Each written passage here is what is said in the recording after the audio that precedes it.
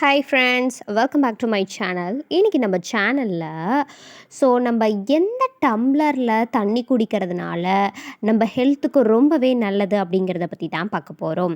Actually செம்பு பாத்திரமா, வெள்ளி பாத்திரமா, இல்லை பித்தளை பாத்திரமா, இந்த மாதிரி எந்த பாத்திரத்தில் குடித்தா நம்ம ஹெல்த் ரொம்பவே ஆரோக்கியமாக இருக்குங்கிறத இந்த வீடியோவில் தெரிஞ்சுக்கலாம் வாங்க. நம்பர் 1, பித்தளை பாத்திரம். இந்த பித்தளை பாத்திரத்தில் நீங்கள் தண்ணி குடிச்சிங்கன்னா உங்கள் செல் சேதங்களெல்லாம் சரி பண்ணுது. அது மட்டும் இல்லை, மெட்டபாலிசத்தை ஊக்குவிக்குது, உங்கள் கூந்தலுக்கு ரொம்பவே நன்மை அளிக்குது. நம்பர் 2, வெள்ளி. இந்த வெள்ளி பாத்திரத்தில் நீங்கள் தண்ணி குடிச்சிட்டு வந்தீங்க அப்படின்னா இது நம்ம உடல் சூடை குறைச்சி குளிர்ச்சியாக வச்சுக்குது.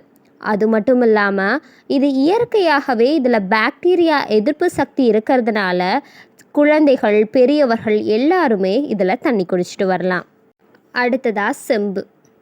இந்த செம்பு பாத்திரத்தில் நீங்கள் தண்ணி குடிச்சிட்டு வந்தீங்க அப்படின்னா இது ஆபத்தான பாக்டீரியாவை அழிக்க உதவுது.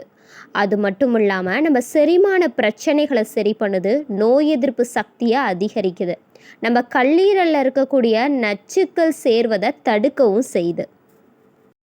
அடுத்து களிமண்.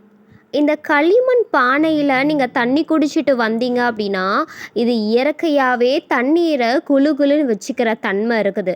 அது மட்டும் இல்லாமல் நம்ம உடலில் இருக்க அமிலத்தன்மையை சமநிலையில் வச்சுக்குது.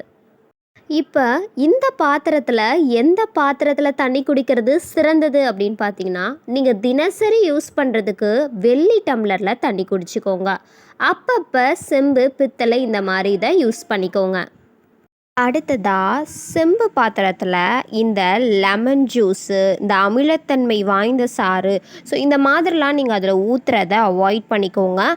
ஏன்னா அதில் வினை புரிஞ்சு அதனால் உங்கள் உடலுக்கு அது தீங்கு தருதுன்னு சொல்லியிருக்காங்க. அதனால் அந்த மாதிரி பானங்களை மட்டும் அதில் ஊற்றுறத தவிர்த்துக்கோங்க.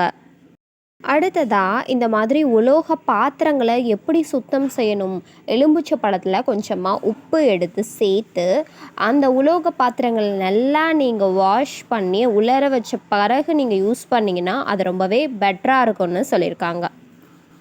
குடிக்கும் முறை பாருங்கள், நம்ம உடலுக்கு உலோக தேவை ஒவ்வொரு டைம் ஒவ்வொரு மாதிரி இருக்கும். அதனால் ஒரே உலோக டம்ளரே யூஸ் பண்ணாமல் வெள்ளி, செம்பு, பித்தளை இதெல்லாம் மாற்றி மாற்றி நீங்கள் ரொட்டீனாக யூஸ் பண்ணிங்கன்னா உங்கள் உடலுக்கு இன்னமுமே அது கரெக்டாக இருக்கும். அடுத்ததாக ஏன் ஸ்டீல் பற்றி நான் அதில் சொல்லலை அப்படின்னா ஸ்டீலில் நம்ம தண்ணீர் ஊற்றி வைக்கிறதுல தண்ணீரில் தன்மை எதுவுமே மாறாது, அது அப்படியே தான் இருக்கும். அது குடிக்கிறது பாதுகாப்பானது தான். இருந்தாலும் மற்றதை கம்பேர் பண்ணும்போது இதில் ஆரோக்கியம் அப்படிங்கிறது நம்மளுக்கு நிறைய கிடைக்காது அப்படிங்கிறதையும் சொல்லியிருக்காங்க. அதனால் பாதுகாப்பானது, ஆனால் அந்த தண்ணியோட மாற்றம் அப்படிங்கிறது அதில் இருக்காது, அதே மாதிரி தான் இருக்கும். அதே மாதிரி நம்ம உடலுக்கு ஆரோக்கியம் எதுவும் அவ்வளவா கிடைக்காதுங்கிறத சொல்லியிருக்காங்க.